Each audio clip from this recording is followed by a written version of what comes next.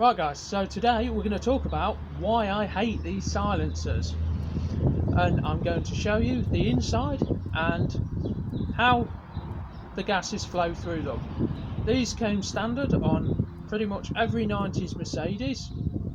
The reason Mercedes did this the way they did is their target market was for quiet cars, not for loud go faster cars. I'm going to go through why you absolutely must change this if you want performance from your car, and yeah, if you enjoy the video, please like and subscribe, really appreciate it. Right, so this next part I'll get a bit of smoke going, and you'll be able to see the flow.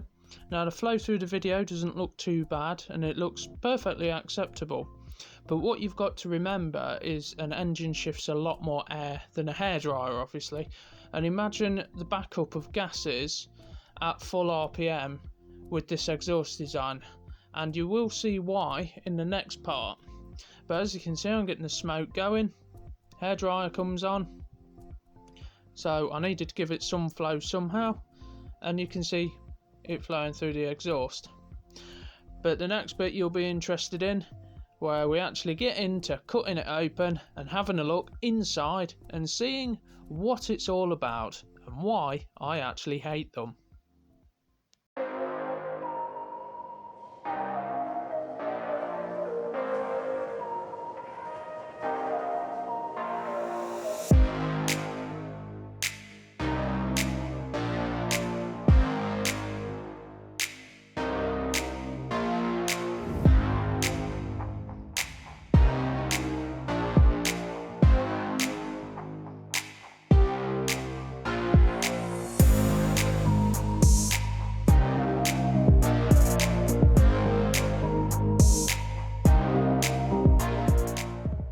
Right, so let's have a look inside this. So obviously, you already know, gas comes in here, comes out here. But what happens inside here? My hands stop shaking. This is why I have a gimbal.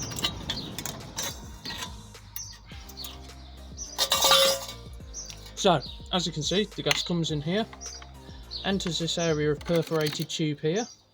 It's closed off here, so the gases essentially hit a wall, so they're forced out through all these tiny perforations, and they really are tiny perforations.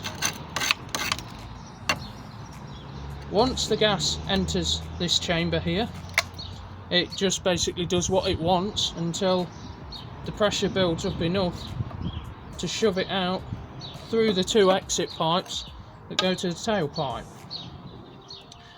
So you don't have to be a rocket scientist to know that one, gases hitting a wall aren't good for performance unless you need back pressure. In our case with the compressor cars, you certainly don't really need much, if any. So obviously it comes in, boom, boom, and then it's got to find its way out here.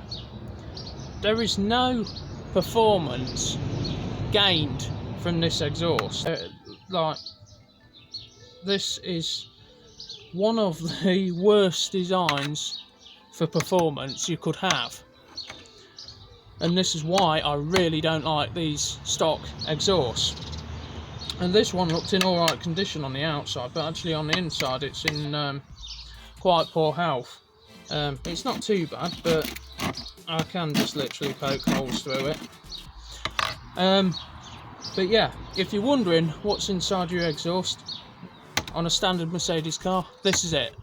This is why you do see an increase in performance, especially up the top end, when you either modify your exhaust or just cut it off. But if you cut it off, it sounds horrendous.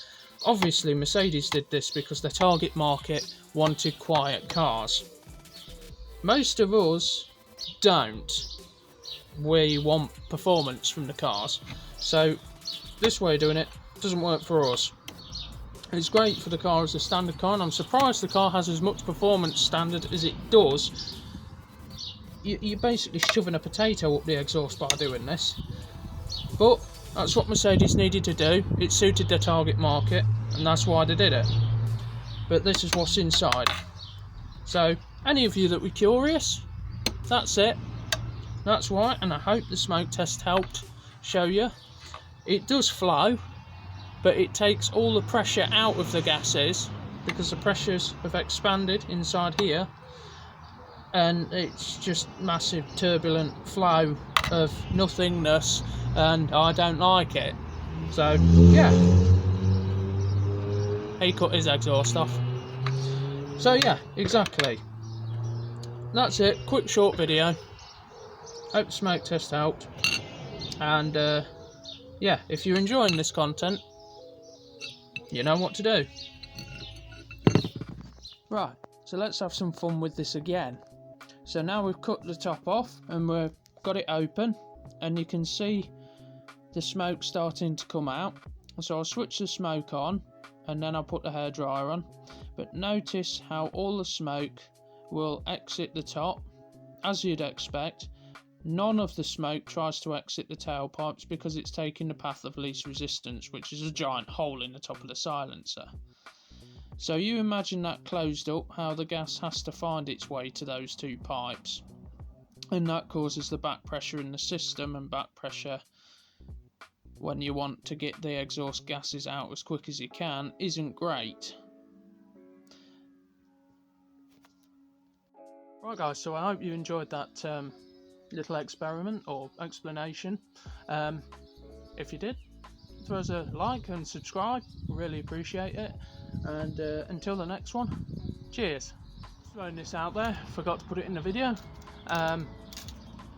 The stock exhaust pipe diameter at the silencer is 2.25 inch. From my measurements, that's the outside diameter. So yeah, 2.25 inch if you need to do something with your exhaust, like replace it.